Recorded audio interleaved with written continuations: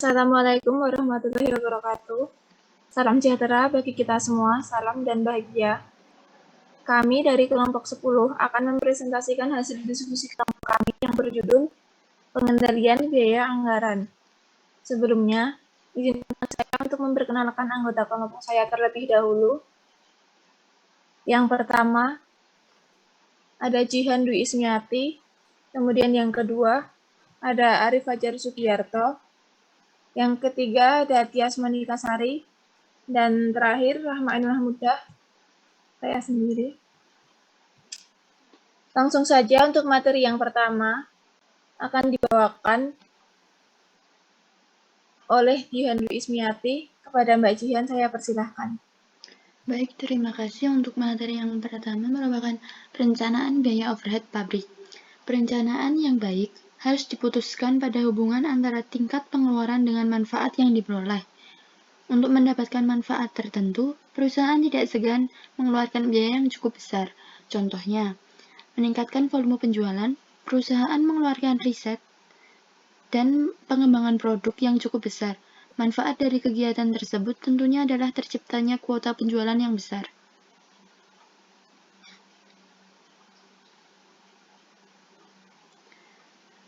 Selanjutnya, menurut sifat biaya yang masuk kategori BOP terdapat 6. Yang pertama, biaya bahan mentah tidak langsung atau biaya penolong. Yang kedua, biaya tenaga kerja tidak langsung yang termasuk gaji. Yang ketiga, biaya reparasi dan pemeliharaan. Yang keempat, biaya yang timbul sebagai akibat penilaian terhadap aktiva tetap. Yang kelima, biaya yang timbul sebagai akibat berlalunya waktu. Yang keenam, biaya overhead pabrik lain yang secara langsung mengeluarkan pengeluaran uang tunai.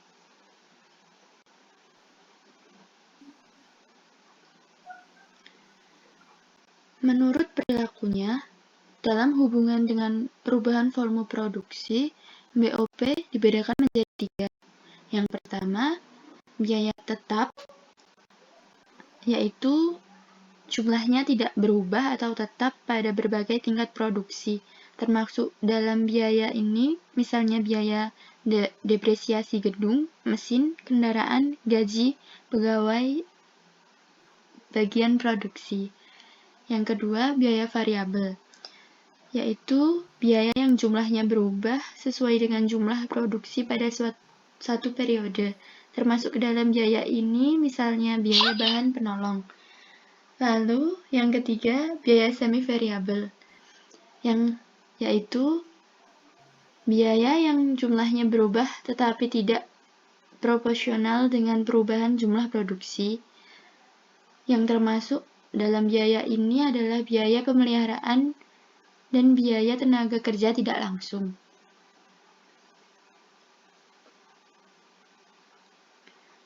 Menurut hubungannya dengan Departemen BOP dibedakan menjadi 2. Yang pertama, biaya langsung, yakni biaya yang semata-mata menjadi tanggung jawab bagian yang bersangkutan dan tidak dibebankan ke bagian lain.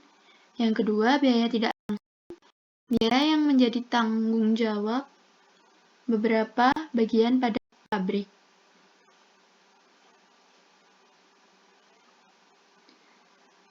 Penyusunan anggaran biaya overhead pabrik. Penyusunan anggaran biaya overhead pabrik harus mencakup perincian tentang yang pertama, jenis barang yang dihasilkan, lalu jumlah barang yang diproduksi, setelahnya departemen atau tempat di mana biaya dialokasikan, lalu tarif biaya overhead pabrik persatuan kegiatan, lalu yang terakhir, waktu kapan produksi dilaksanakan.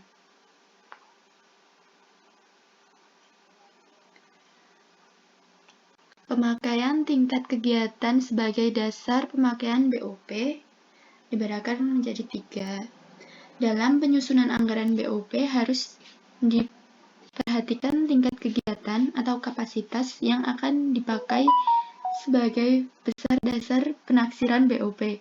Ada 3 kapasitas yang dapat digunakan. Yang pertama, kapasitas praktis.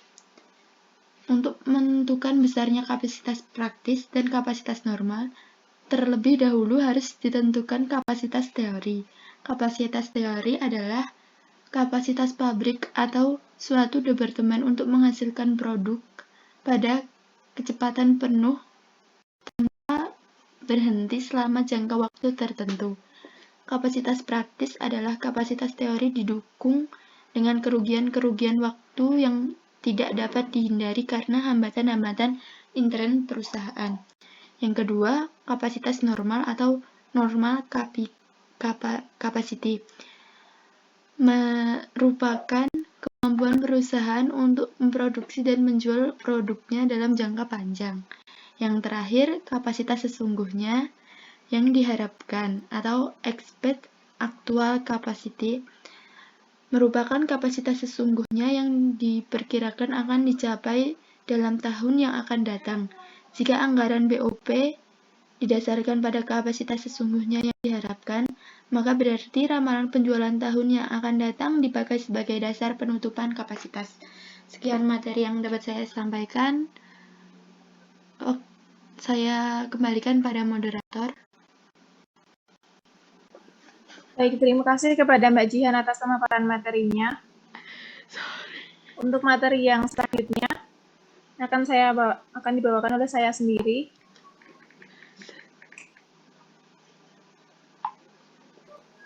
Di sini ada memilih dasar pembebanan BOP kepada produk. Satuan produk-produk. Yang pertama ada satuan produk-produk. Metode ini merupakan metode yang paling sederhana dan langsung membebankan BOP kepada produk. Metode ini cocok digunakan untuk perusahaan yang hanya memproduksi satu jenis produk. Beban BOP untuk setiap produk dihitung dengan formula berikut.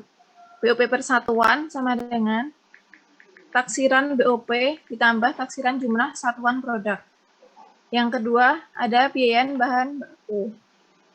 Jika biaya overhead pabrik yang dominan bervariasi nilai bahan baku, maka dasar yang dipakai untuk membebankan BOP kepada produk adalah biaya bahan baku yang dipakai. Rumus perhitungannya, persentase BOP dari biaya bahan baku adalah taksiran BOP dibagi taksiran bahan baku. Kemudian yang ketiga ada biaya tenaga kerja langsung. Di sini, jika sebagian elemen BOP mempunyai hubungan yang erat dengan jumlah upah tenaga kerja langsung, maka dasar yang dipakai untuk membebankan BOP adalah biaya tenaga kerja langsung.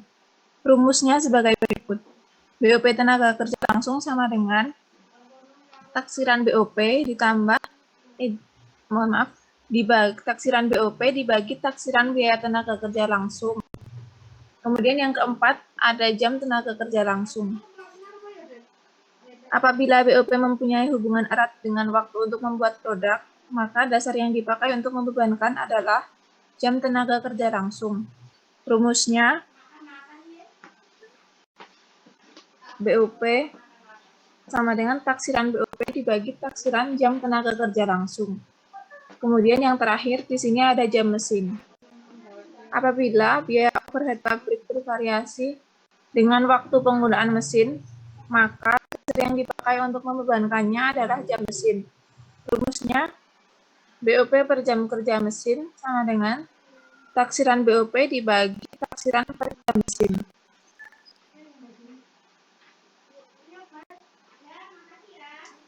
Kemudian yang selanjutnya, di sini ada tarif BOP. Setelah anggaran BOP selesai disusun dan ditentukan berdasarkan satuan kegiatan, maka langkah terakhirnya adalah menghitung tarif BOP dengan rumus sebagai berikut.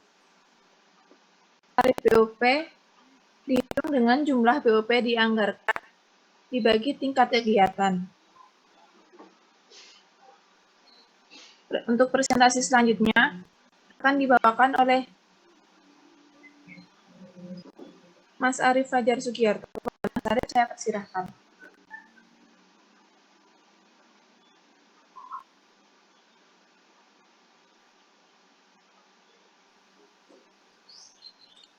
Produk costing atau biaya produksi. Biaya produksi adalah biaya yang dikeluarkan perusahaan selama proses manufacturing atau pengelolaan dengan tujuan menghasilkan produk yang siap dipasarkan. Perhitungan biaya produksi ini akan dilakukan mulai dari awal pengolahan hingga barang jadi atau setengah jadi. Next.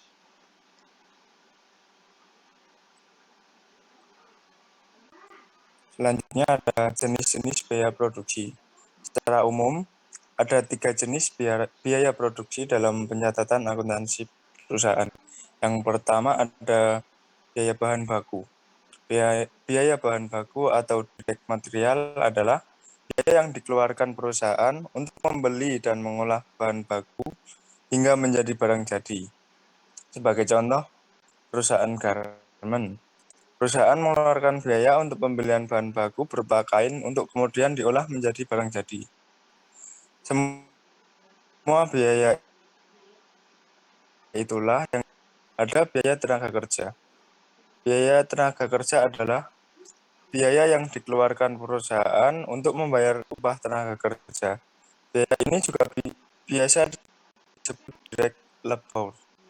Namun demikian, direct labor dari biaya produksi adalah hanya menghitung tenaga kerja yang berkaitan langsung dengan proses produksi. Yang ketiga, biaya overhead. Biaya overhead adalah biaya yang dikeluarkan untuk mendukung proses produksi. Biaya overhead ini tidak berkaitan langsung dengan proses produksi, namun membantu kelancaran proses produksi.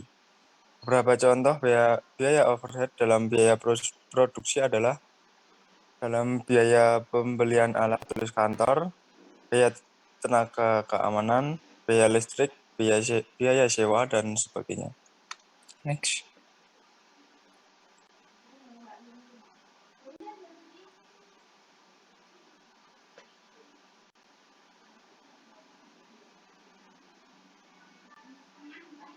Selanjutnya,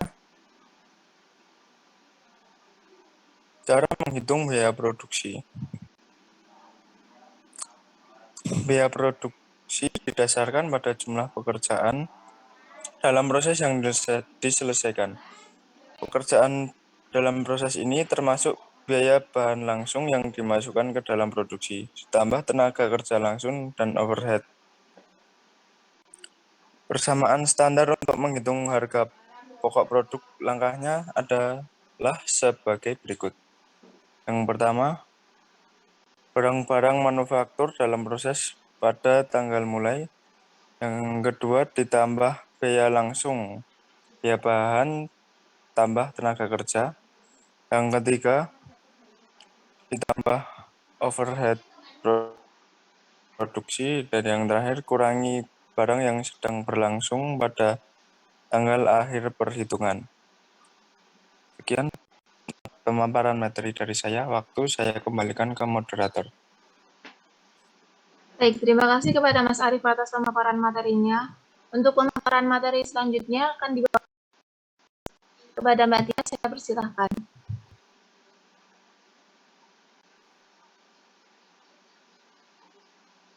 Baik, terima kasih untuk Mbak Rahma telah mempersilahkan waktunya.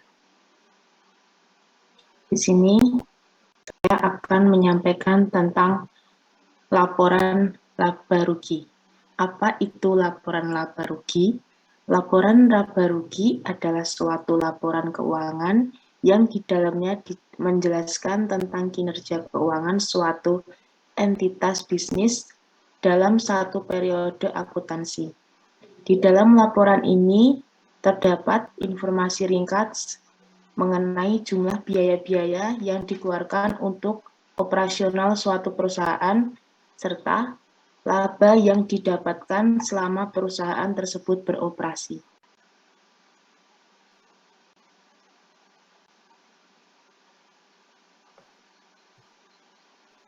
Selanjutnya, elemen-elemen dalam laporan rugi. Dalam penyusunan income statement, terdapat 4 elemen penting. Adapun elemen-elemen tersebut adalah sebagai berikut. Yang pertama, yaitu pendapatan atau revenue. yaitu pemasukan atau penambahan aktiva lainnya dari suatu entitas bisnis. Yang kedua, ada kewajiban atau expense, yaitu pengeluaran atau penggunaan aktiva dari suatu perusahaan. Dan yang ketiga, keuntungan atau profit, yaitu penambahan ekuitas karena terjadinya transaksi periferal perusahaan atau investasi dari pemilik usaha. Dan yang terakhir yaitu kerugian atau loss, yaitu penurunan ekuitas karena terjadinya transaksi periferal perusahaan.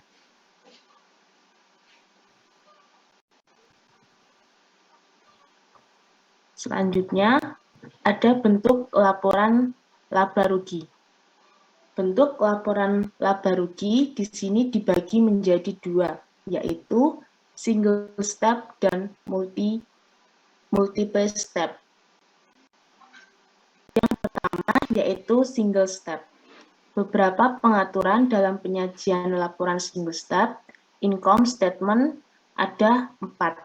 Yang pertama, total pendapatan dari hasil penjualan wajib dijumlahkan dan dibuat kelompok sendiri. Yang kedua, total akun beban dijumlahkan dan dibuat kelompok tersendiri.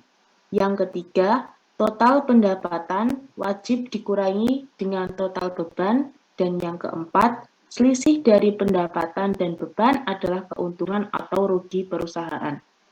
Alasan suatu perusahaan menggunakan bentuk laporan single step ini biasanya karena formatnya lebih sederhana dan mudah dibaca.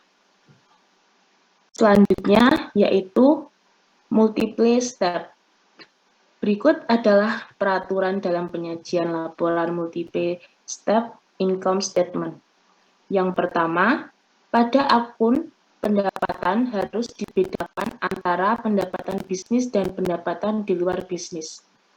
Yang kedua, pada akun beban harus dibedakan antara beban bisnis dan beban di luar bisnis.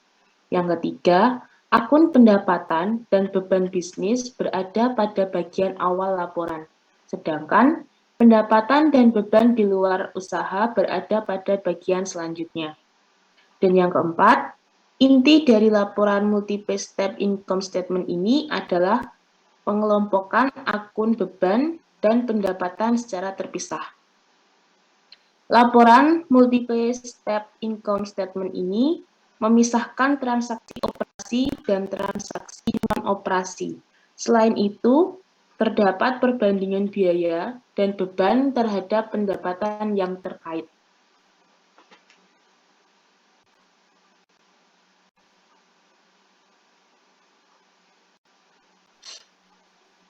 Selanjutnya di sini yaitu pembebanan BOP Clean Cost Concepts.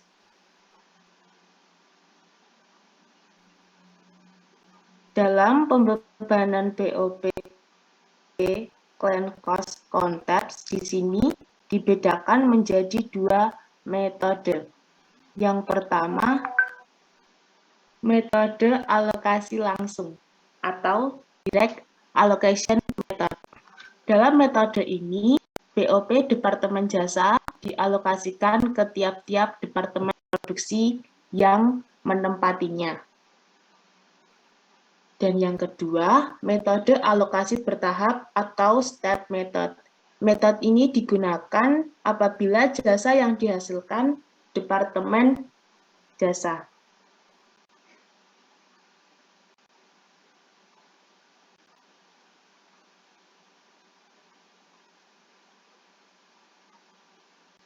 Dan yang terakhir, pusat tanggung jawab yang mengendalikan biaya overhead.